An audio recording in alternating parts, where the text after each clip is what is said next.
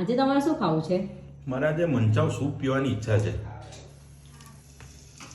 પપ્પાએ કીધું એટલે મંચાવ સૂપ બનાવીએ. તો એમાં સૌથી પહેલાં લીલો મસાલો નાખીશું, ત્યાર પછી ડુંગળી, ત્યાર પછી કોબીજ ને સાંતળી લઈશું.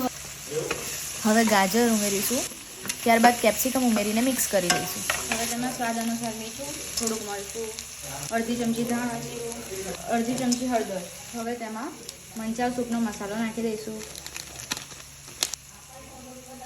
1-1.5 ચમચી જેટલો રેડ ચીલી સોસ નાખીશું, અડધી ચમચી વિનેગર, 1 ચમચી જેટલો સોયા સોસ, 2 થી 3 ગ્લાસ જેટલું પાણી ઉમેરીશું.